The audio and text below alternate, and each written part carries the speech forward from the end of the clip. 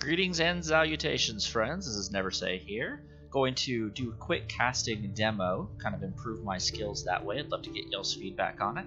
I'm using a homemade deck that fits a shell that a lot of monster players have been using lately, but with a little bit of things just because I like them. Now, I made this deck purely because I love the consume mechanic. I also love kind of exploiting things and taking advantage of situations based on what my opponent, really feels like is an advantage moment for them. So often I have Avalok here. I love playing him because often they'll think I pass. Then I can go and swing into something crazy using either the weather from Dagon or the Igni character of Geralt to be able to make a quick comeback and take a round, even though I might lose a few cards. It gives me card advantage, and I also really love Octopus for that same exact reason. I did include one Swallow to kind of help that carry over whenever people do end up using their own Igni or Scorch or whatever it is to get rid of one of my powerful brands. And then I also included the Demetrium Bomb because I've noticed that there are a ton of people who are just going crazy with making huge units, a lot of Skotael big buff cards, and a lot of Skellige cards that also have that as well. So let's take a dive and see what we can do with this deck. I'm at about 2700 MMR. I was at about 3100 before I dropped quite a bit while playing on a very poor connection. But let's see how we do. Alright. Oh, okay. I thought we had a very quick connection here. Oh, looks like we do.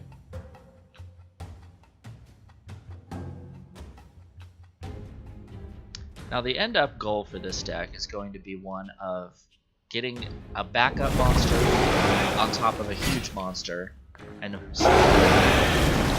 now monster versus monster is probably my worst matchup, so we'll see how we do here. And we've got the mulligan, so let's consider the cards that we have. A lot of really good stuff. Consume is generally going to be really great for another monster player. But what I will do is I will take a brand, because if I get the bomb in a later round, I can diminish that a little bit easier than the rest of these probably will make give them a bit of an advantage. So I'm going to get rid of one of these. And we've got a behemoth. I don't have any other cards here that I really dislike.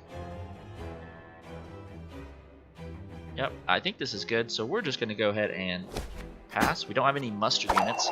Muster is something where you play it, and then immediately it will play 2 to 3 other cards.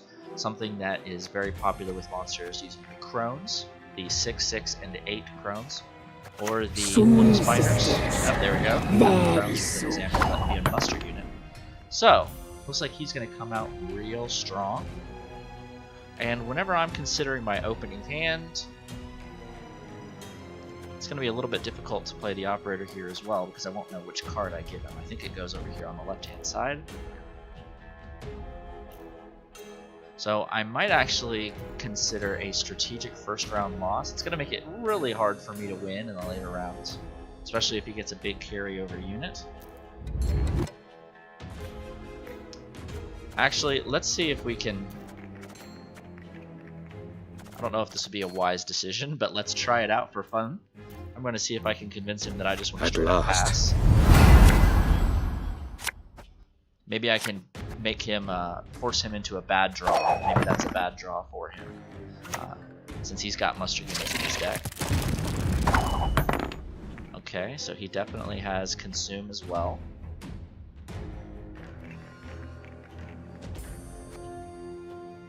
So I'm going to get my shell out and see if I can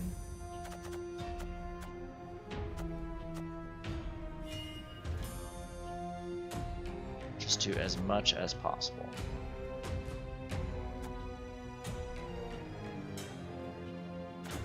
Because I have an Ekimara that I can use to carry the round over.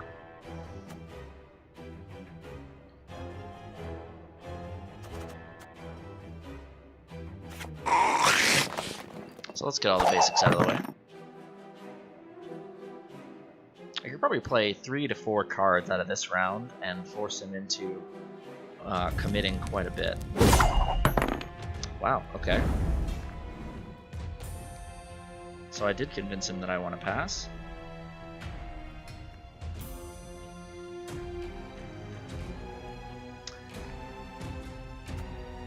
So if I do a weather now, let's see what we have here. We have 8, 9, 10, 11, 12. That means if I do the Vran, I can keep these cards. Let's give this a shot, friends. If I did my math right.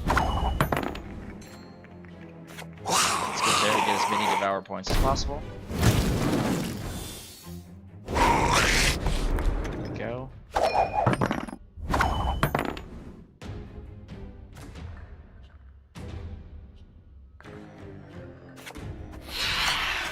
Get that. Then we play the weather.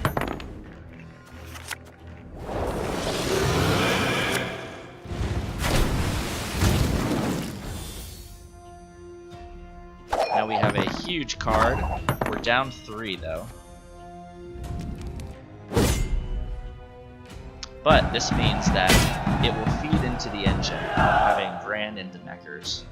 And if we can get him to overcommit, that would be fantastic.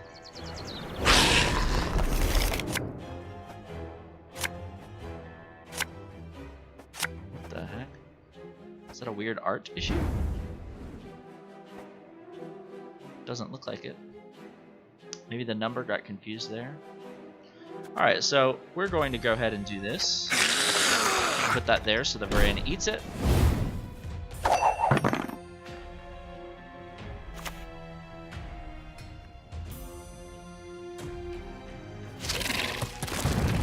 Okay, so he's going to go into some shenanigans, so we're going to pass.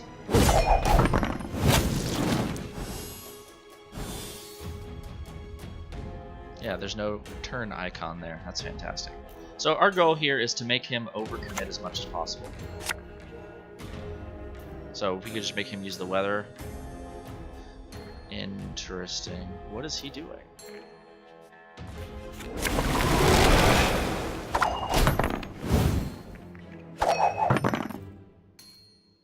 So that's an easy turn for him. But he's still going to play cards. He's probably considering using his spear tip to get rid of 2 of my cards. Be a wise play if he made that move.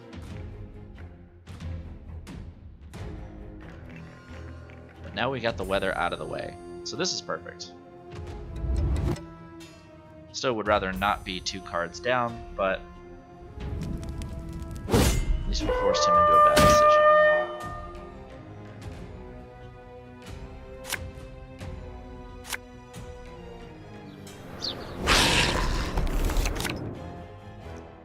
There we are, friends. You crossed the wrong sorceress! So we didn't get the bomb this game, which is unfortunate, but we can start to build the engine.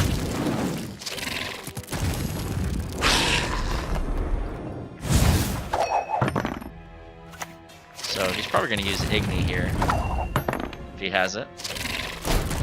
Igni being the ability for you to destroy a very strong card, which would put me at a disadvantage, but not a terrible one.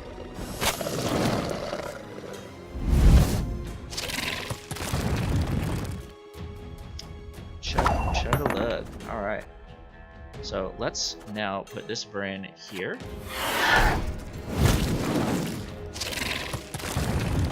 Perfect.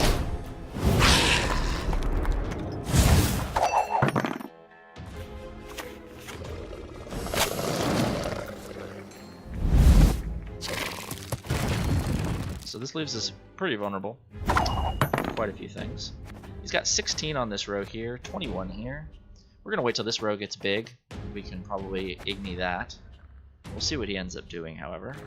Now, I do have the option to pull an item from the graveyard, and I'm going to do that. Actually, I should not do that. That would make it so that he could just flat out Igni all of my behemoths.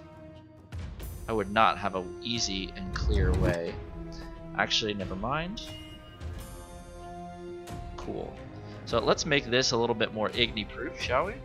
We're gonna put this over here. Grab one of those suckers. There we go. Give him the temptation to do that.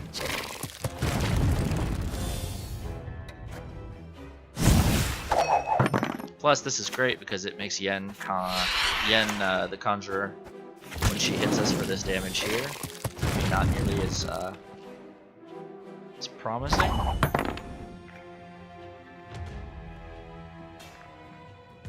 I'm actually just going to play the Operator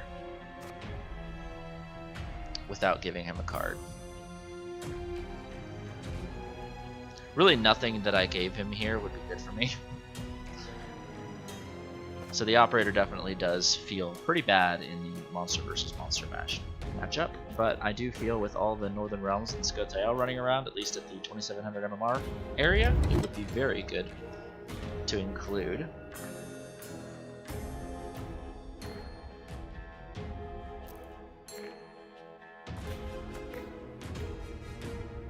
So we still have more than 4 turns ready. Let's go ahead and make this magic happen. This row is going to get hilarious.